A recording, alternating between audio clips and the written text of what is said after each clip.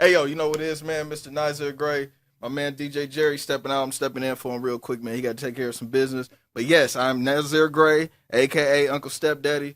Mr. Never Had a Wee Energies in my name, and I always bring part tarts for the kids when I spend the night. So y'all gotta kick it with me for the next 5 minutes, man. Interviewing Lil Frank. Hey, yo, man, your music fire, yo. What DJ Jerry was talking about, that motherfucker ain't playing. I know Jerry since freshman year in high school, yo, and I'm telling you, even back then he could pick out hits. I remember when he told me when he first heard Juvenile Hun, he knew that shit was gonna be a hit before the song was over with, and he wasn't lying, yo.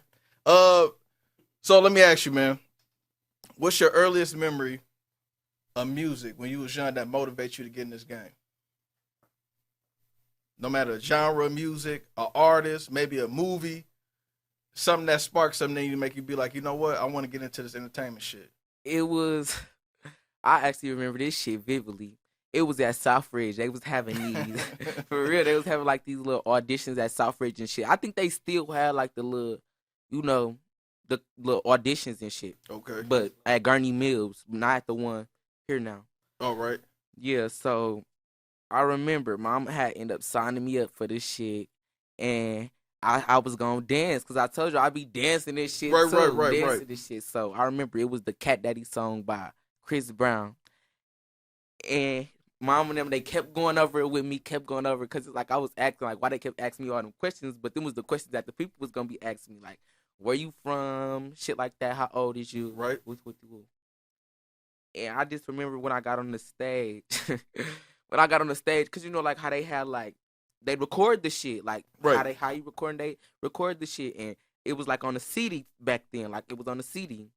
And I just remember I did this one move like call me SpongeBob stacking Krabby Patties with my motherfucking hands, and I just remember everybody was just like screaming and shit, doing this, doing all that, and I'm So like, you was oh, hooked, yeah, huh? yeah, I like this, like yeah, I feel like I could do this shit. I don't know. I could do this shit. Hey, you know where those videos at? You ever try to get your hands on that? Yeah, I be looking for them hoes, like looking for them hoes everywhere. I cannot find them hoes, bro.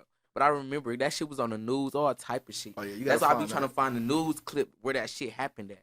Oh, you gotta find that, yo, because that makes some good shit for your documentary when you make it big, yo. Hell yeah. So let me ask you, what's the first your first video you dropped? From the D to the A. D today? Yeah. Is that one of your favorites that you did so far?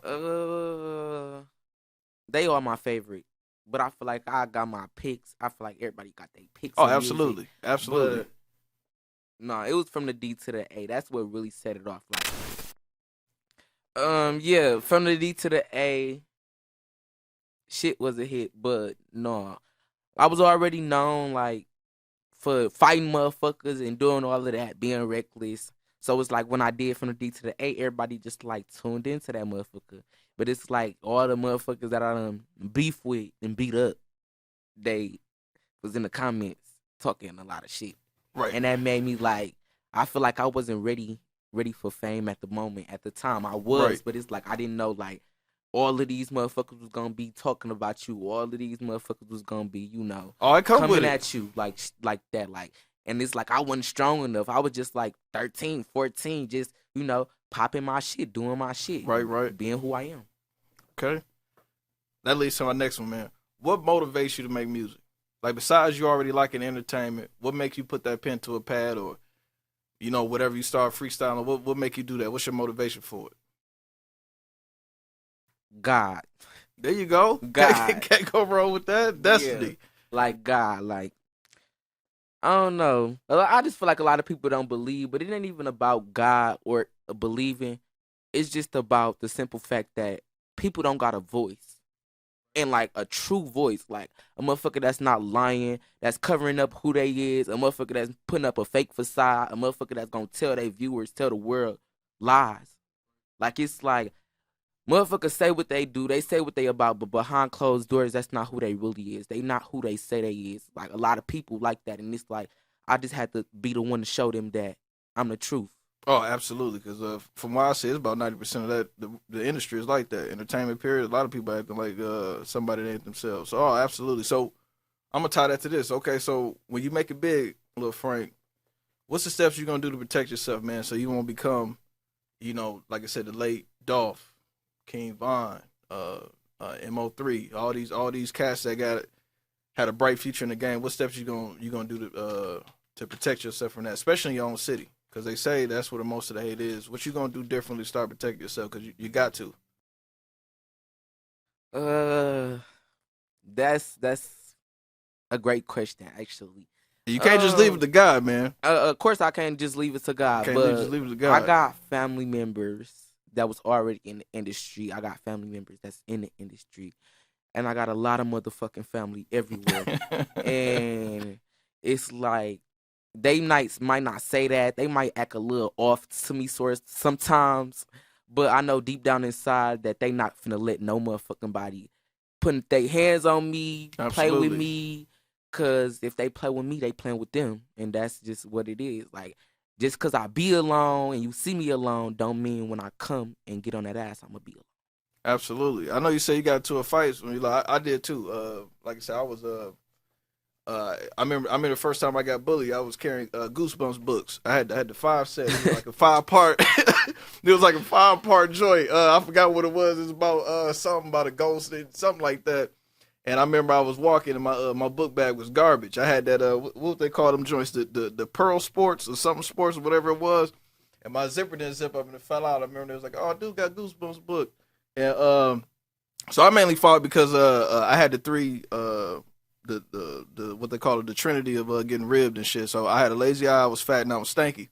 So on top of that, them Goosebumps books fought out. What was the main reason why cats was trying to fight you all the time, yo?